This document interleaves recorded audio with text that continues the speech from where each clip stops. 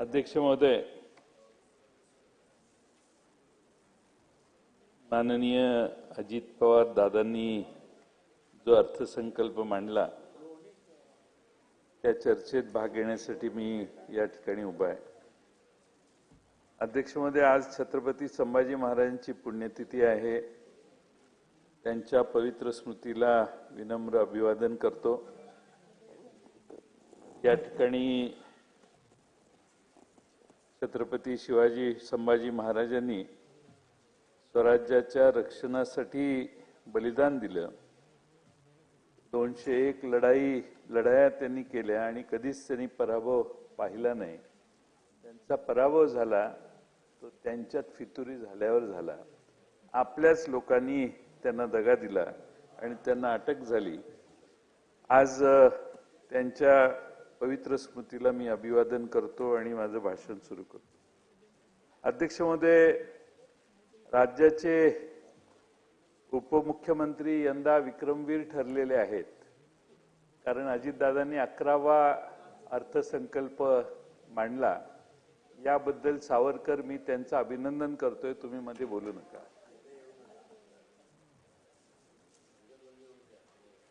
अध्यक्ष महोदय, त्यांचं अभिनंदन करत असताना या अर्थसंकल्पाचं वर्णन करत असताना दुर्दैवाने मला हे सांगावं लागतंय की बडा घर आणि पोकळ वसा। अध्यक्ष महोदय, 237 आमदारांचं बहुमत सरकारच्या मागे आहे आणि ज्यांनी बहुमत दिलं ते फार आशा करून त्या दिवशी टेलिव्हिजनच्या समोर महाराष्ट्रातली जनता बसलेली होती। त्यांना पदरी निराशा आली। अनेक महापुरुषांचा उल्लेख दादांनी केला, त्यांना वंदन करतोच मी, पण त्यातही त्यांनी पुण्यश्लोक अहिल्यादेवी होळकरांचा उल्लेख केला।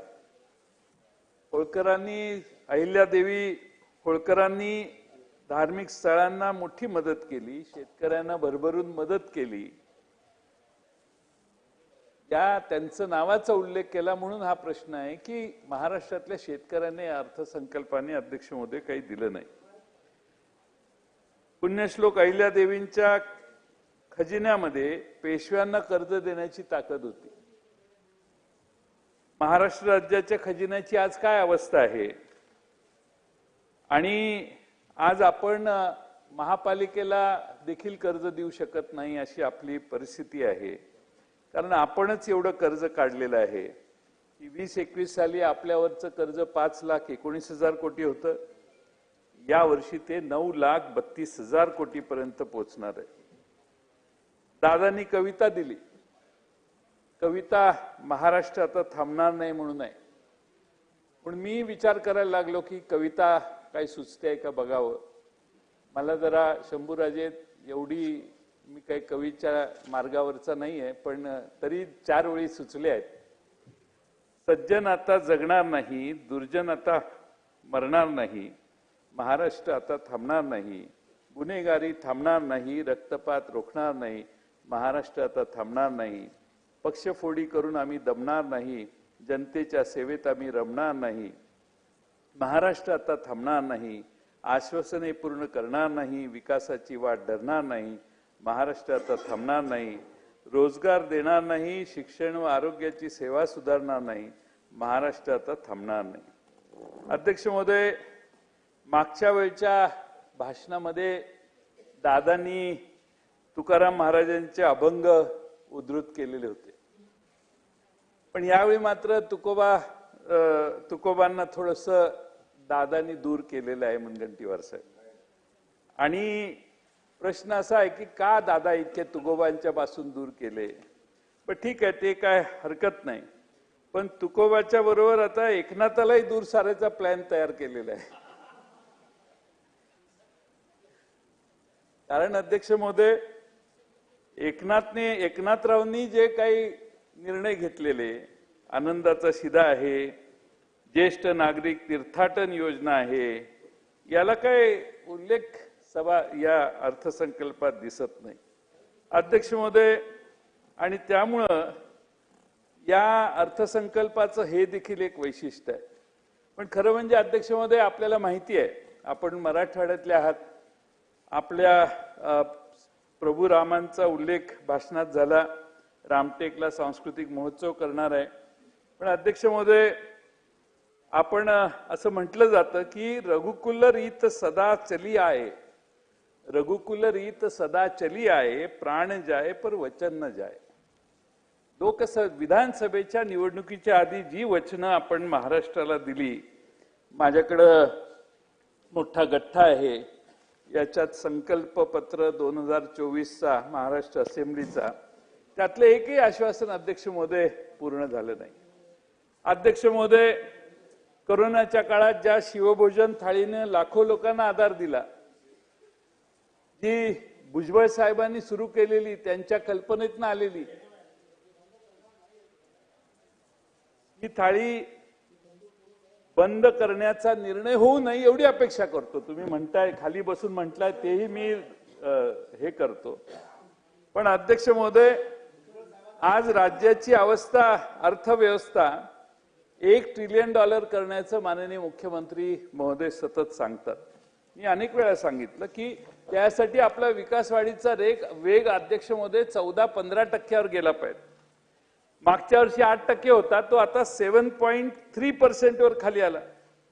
त्यामुळे $1 ट्रिलियन अर्थव्यवस्था कशी होणार आणि कधी होणार याचा हिशेब केला तर जे उद्दिष्ट सरकारने ठेवलंय त्याच्यापेक्षा कदाचित दुप्पट तिप्पट कालावधी आपल्याला या व्यवस्थेला पोचायला जाईल असं मला वाटतंय. अध्यक्ष महोदय माननीय अजितदादांनी आणखीन एक मोठा विक्रम केलेला आहे.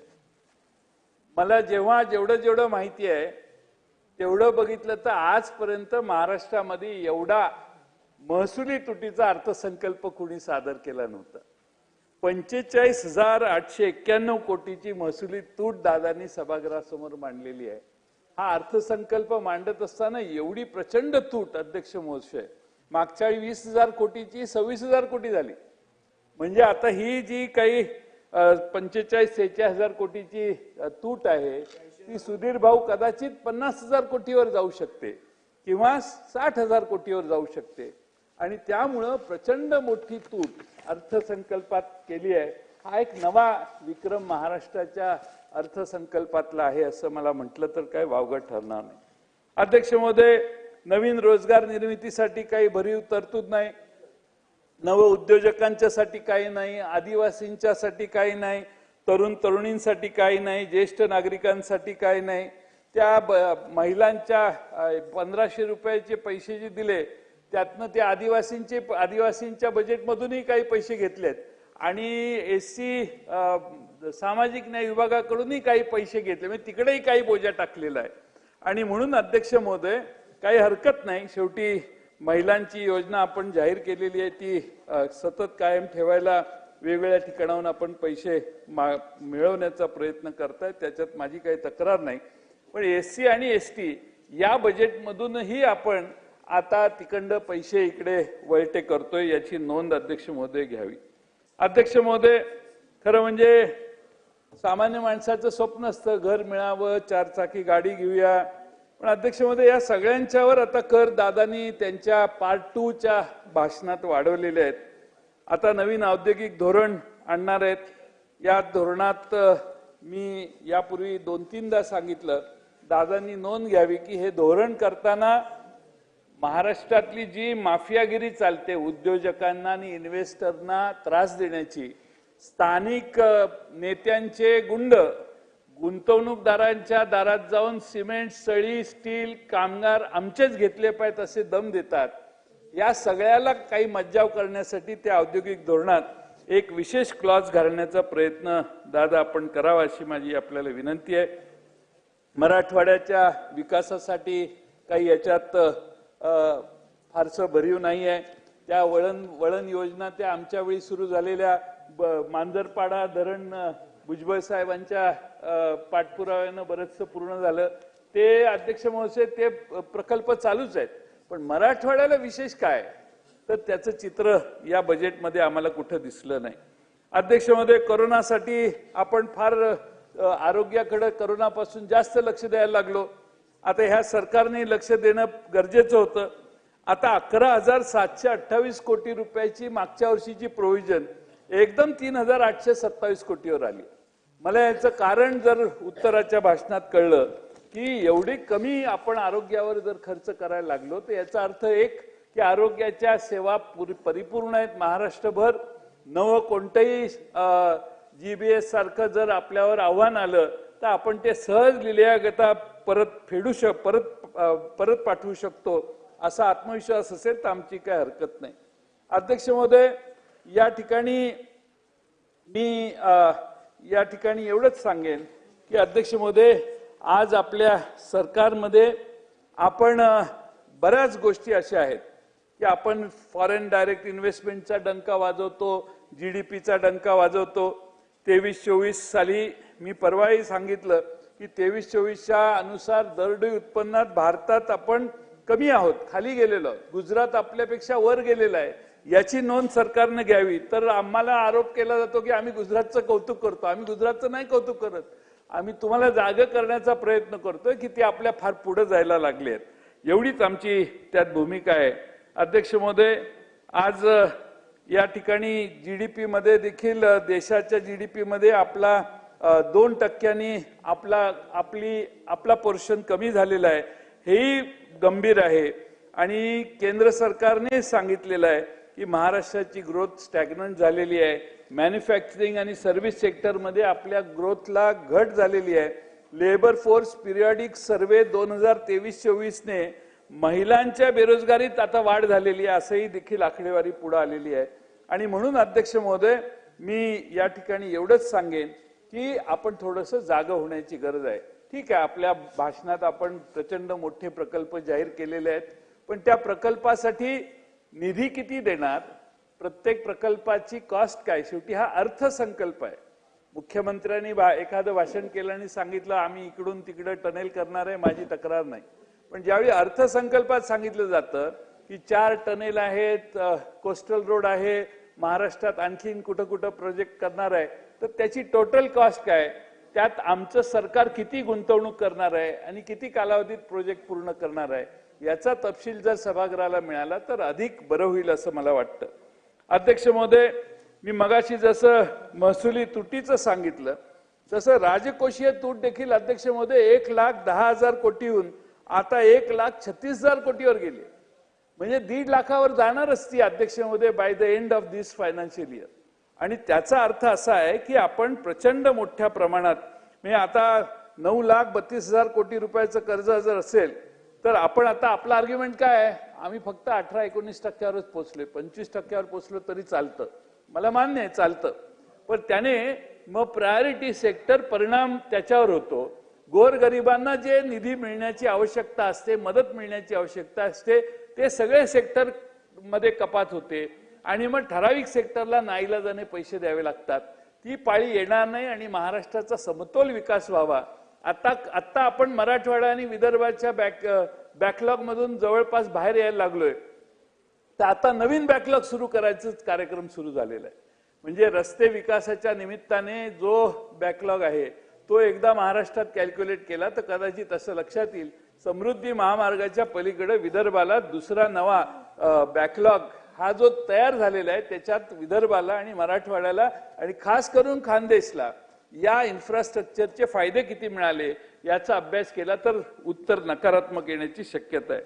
अध्यक्ष महोदय, आज आपण डबल इंजिन सरकार म्हणतो, आमचं ऑब्जेक्शन नाही, पण निवडणुकीच्या आधी डबल इंजिन सरकारच्या नावाने आपण लोकांना आवाहन करतो.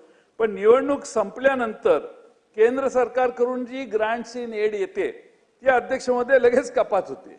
त्यामुळं मागच्या वेळी आपल्याला अध्यक्ष महोदय 23-24 ला 65,444 कोटी आले, 24-25 ला एकदम 52,000 कोटी रुपये आले. अध्यक्ष महोदय, आपल्या टॅक्स मधला वाटा 69,000वरून 77,000 कोटीवर गेला. म्हणजे आपण कॉन्ट्रीब्युशन केंद्र सरकारच्या टॅक्स मध्ये जे काही देशात कर गोळा होतो त्यात आपलं कॉन्ट्रीब्युशन जास्त असताना देखील केंद्राकडून येणारी मदत कमी व्हायला लागली आहे. ही खरं म्हणजे अध्यक्ष महोदय चिंतेची बाब आहे. महागाई कमी करण्यासाठी काही ठराविक याच्यात ठोस उपाययोजना असतील असं वाटलं, तेही नाही. एक्सपोर्ट मध्ये घट होते, हाही दुसरं आव्हान आपल्या सर्वांच्या समोर आहे. मुंबईचा पर कॅपिटा इन्कम चांगला आहे, मुंबईचा विकास झाला पाहिजे, त्यात काही आमची तक्रार नाही. पण बिग तिकीटचे ज्या योजना प्रोजेक्ट्स मोठे मोठे जाहीर केले, अध्यक्ष आज महाराष्ट्रात परिस्थिती काय, कॉन्ट्रॅक्टर बोर्ड लावायला लागलेत की आम्हाला जेवढे पैसे आले तेवढे आम्ही काम केलेलं आहे, पुढचे पैसे आले तर आम्ही पुढचं काम करू. अशी महाराष्ट्रात कॉन्ट्रॅक्टरांची सरकारबद्दल गैरविश्वास निर्माण झालेला आहे. कॉन्ट्रॅक्टर आंदोलन करायला लागले आहेत, जिल्ह्यामध्ये कॉन्ट्रॅक्टर उपोषणाला किंवा धरणं धरायला बसलेले आहेत. मग एवढं चांगलं जर सगळीकडे असेल तर मग त्यांचे पेमेंट कधी मिळणार, हाही दुसरा अध्यक्ष महोदय माझा प्रश्न आपल्याला आहे. आणि अध्यक्ष महोदय मी तुम्हाला सांगितलं की विविध जिल्ह्यात डिस्पॅरिटी इतकी मोठी तयार करतोय आपण की मुंबईचं दरडोई उत्पन्न 4.5 लाख आहे आणि नंदुरबारचं 1.5 लाख आहे. मग मुंबईच्या जवळ नागपूर, रायगड, सिंधुदुर्ग, कोल्हापूर, पालघर हे बऱ्यापैकी आहेत. पण बाकी सगळ्या जिल्ह्यांचं दरडोई, तुमच्या जालना जिल्ह्याचं दरडोई उत्पन्न बघा अध्यक्ष महोदय फार कमी आहे. त्यामुळं या ठिकाणी ह्युमन डेव्हलपमेंट इंडेक्स मध्ये देखील दुसरे जिल्हे मागे जायला लागलेले आहेत आणि ठराविक जिल्ह्यांच्यावरच भर आहे. हे अध्यक्ष महोदय आपण लक्षात घेतलं पाहिजे. अध्यक्ष महोदय 45,000 पानंद रस्ते बांधणार असा उल्लेख आहे. प्रोव्हिजन आहे का? प्रोव्हिजनच नाही. 45,000 पानंद रस्ते बांधणार असेल तर किमान एक 10,000 कोटी रुपये तरी दादा उत्तराच्या भाषणात या पानंद रस्त्यांसाठी आपण ठेवाल अशी अपेक्षा करतो.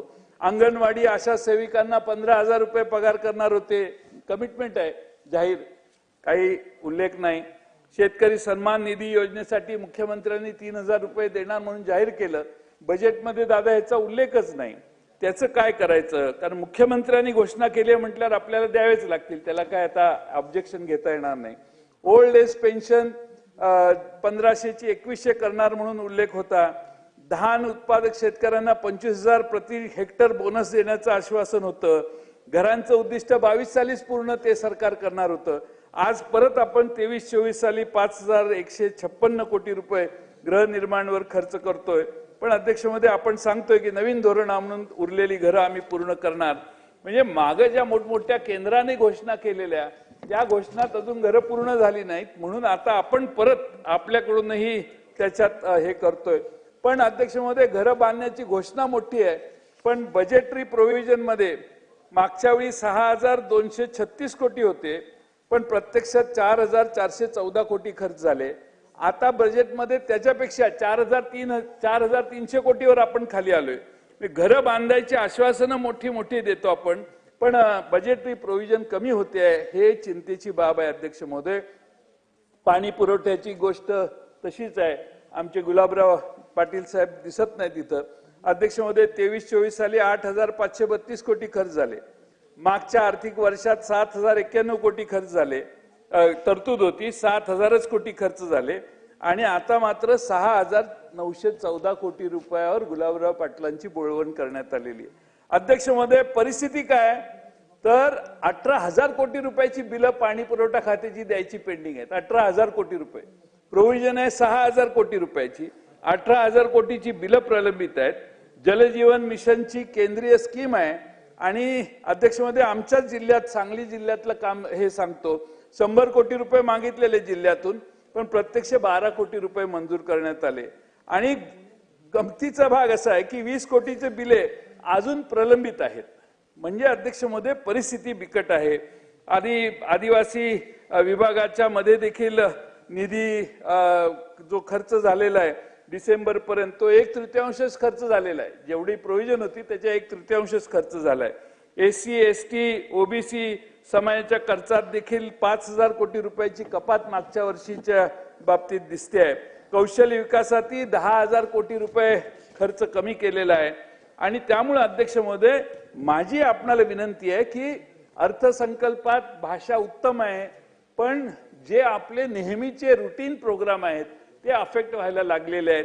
मला आठवतं 95 ते 99 युतीचं सरकार होतं, असाच बोजा वाढत गेला आणि त्यानंतर प्रायोरिटी सेक्टर जे आहेत त्याच्यावर फार मोठा परिणाम झाला. आणि म्हणून अध्यक्ष महोदय आपण आपल्या लाडक्या बहिणींना मत हे 1,500 रुपये देणार आहोत, दिले पाहिजेत, देताय तुम्ही, चांगली गोष्ट आहे. मी असं म्हणणार नाही की आता ते 2100 रुपये लगेच तुम्ही द्या, कारण तुमची परिस्थिती बघितल्यावर, अर्थसंकल्प वाचल्यावर मला ते धाडस होईना की तुम्ही आता 2100 रुपये देऊ शकाल अशी. त्यामुळे 1500 रुपयावर भागले तर 1500 रुपये सगळ्यांना द्या. माझी कळकळीची विनंती आहे अभिमन्यू पवार, एकाही महिलेचं नाव कमी करू नका. त्या काय मागे लागलेल्या नव्हत्या, तुम्ही जाऊन त्यांची घरात बसून जाऊन अर्ज भरले. स्लॅबचं घर आहे, एअर कंडिशन घर आहे, टीव्हीचं आहे का, 2 चाकी आहे का 4 चाकी आहे, हे आता चौकशी करणं बरोबर नाही. त्यांनी मतदान केलं, निवडून दिले, तुम्ही सगळे निवडून आला. आम्ही चुकून निवडून आलो, पण तुम्ही पक्के त्यामुळेच निवडून आला. त्यामुळे तुम्हाला निवडून आल्यानंतर आता त्यांना कमी करणं म्हणजे निकष लावणं, हे एकही महिला, सगळ्यांना तर त्या झाशीच्या राणी होतील आणि मग ते फार पंचायत अभिमन्यू पवार गावाकडे जाताना होईल. त्यामुळं कुठल्याही महिलेचं नाव कमी करू नये अशी आमची कळकळीची विनंती आहे. अध्यक्ष महोदय, 17 महामंडळ स्थापित केली निवडणुकीच्या आधी, 18. प्रत्येक महामंडळाला 50 कोटी रुपये देऊ असं सांगितलं राज्यपालांच्या भाषणात. आता मला असं वाटलं की बाबा काहीतरी दादा जाहीर करतील. काहीच खर्च या सरकारने याच्यात आता धरला नाही आणि त्या सगळ्या जी काही लहान लहान समाज आहेत ते आणि त्यांच्या, मला तर असं कळलं दादा की कंपन्या करणार आहे, म्हणजे महामंडळाच्या अंतर्गत कंपन्या करणार आहेत. मग कंपन्या स्वतंत्र महामंडळ नाही, त्यामुळं ते स्वतंत्र महामंडळ करण्याचं जे इम्प्रेशन जनतेत दिलेलं होतं छोट्या छोट्या समाजांना, त्या छोट्या छोट्या समाजालाही फसवल्यासारखं होईल. त्यामुळं सगळ्यांची महामंडळं करा. असं एका महामंडळाच्या अमरेलाच्या खाली खाली ओबीसी महामंडळाखाली 10-12 खालच्या कंपन्या करणं, हे दिस इज नॉट फेअर.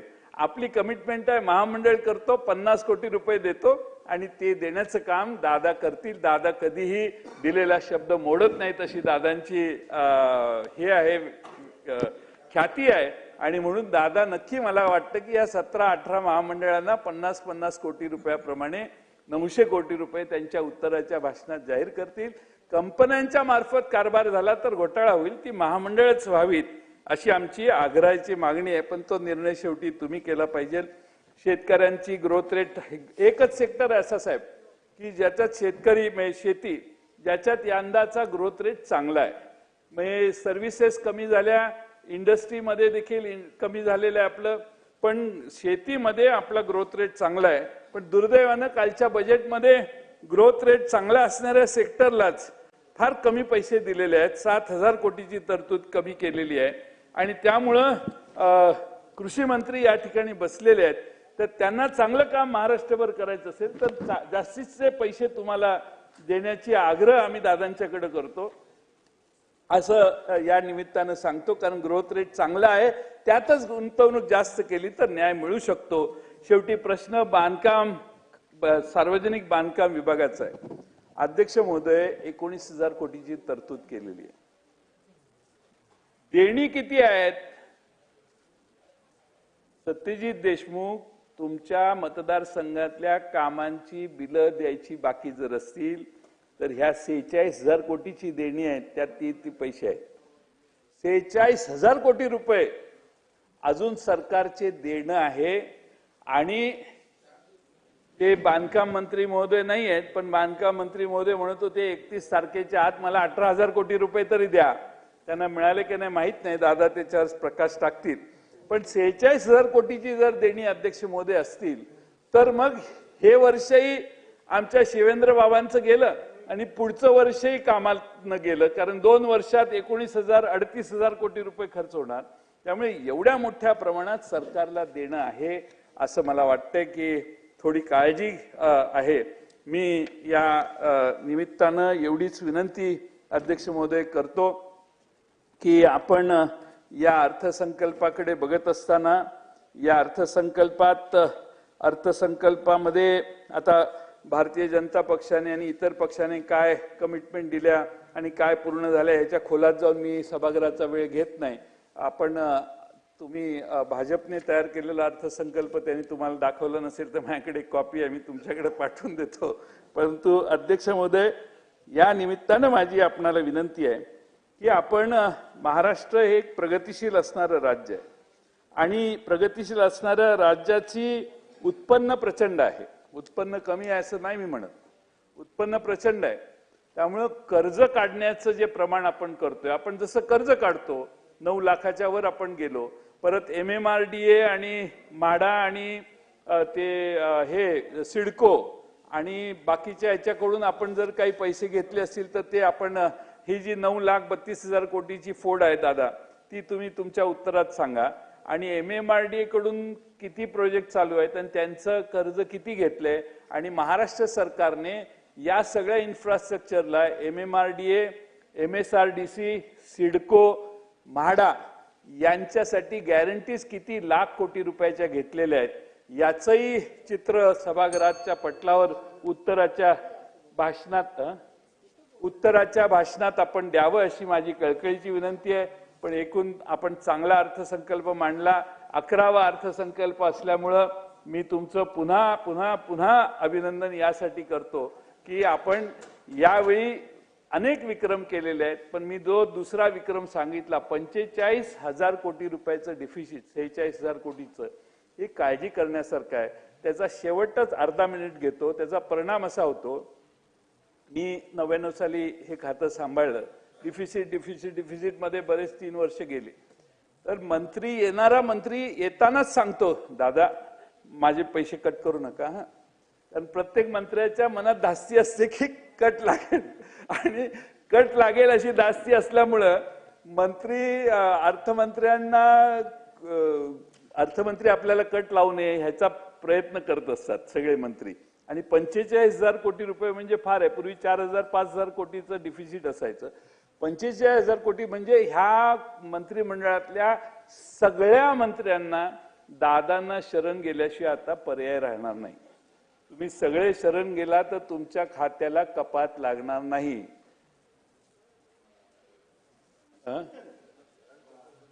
नाही, मी हा खेळ फार वर्षापूर्वी करून बसलेलो आहे. मी याच्यात फार जुना खेळाडू आहे, तुम्ही काळजी करू नका.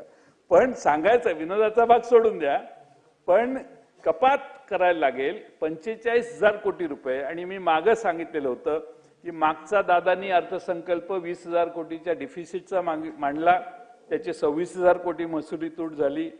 त्या 20,000 कोटीच्या डिफिसिट नंतर जे 3 मागण्या मांडल्या, ज्या दिवशी अर्थसंकल्प मंजूर झाला त्या दिवशी पुरवणी मागणी 90,000 कोटी रुपयाची या सभागृहाने मंजूर केलेली. त्यानंतर 2 पुरवणी मागण्या आल्या, सगळ्यांची बेरीज 1,60,000 कोटी रुपयाची झाली.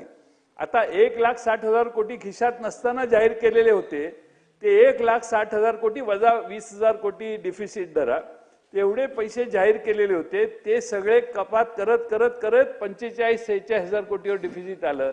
याचा अर्थ सरकारने मागच्या वर्षी वर्षभरात जे अर्थसंकल्पानंतर पैसे सरकार सभागृहाच्या समोर मांडले आणि मंजूर करून घेतले, त्यातले 1,10,000 कोटी रुपये खर्चच केलेले नाही. आणि म्हणून माझी आपणाला विनंती आहे की अध्यक्ष महोदय, तरी देखील 45,000 कोटी डिफिसिट आहे, ही काळजी करण्यासारखी गोष्ट आहे.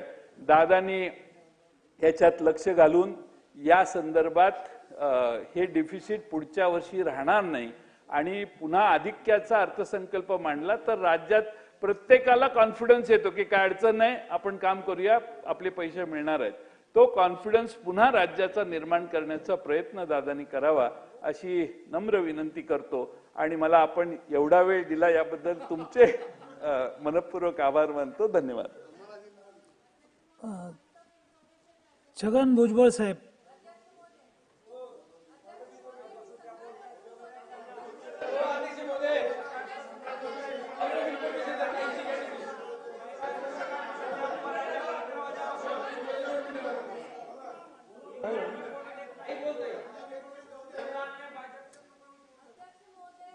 सकाळपासून आता संध्याकाळचे 5:45 वाजलेले आहेत. पालघर जिल्ह्यातल्या जव्हार तालुका, वाडा तालुका आणि विक्रमगड तालुक्यामध्ये जवळपास 4,000 रोजगार हमीवरचे मजूर हे तिथल्या तहसीलदार कचेरीच्या समोर ठाण मांडून बसलेले आहेत. त्यांची 45 कोटी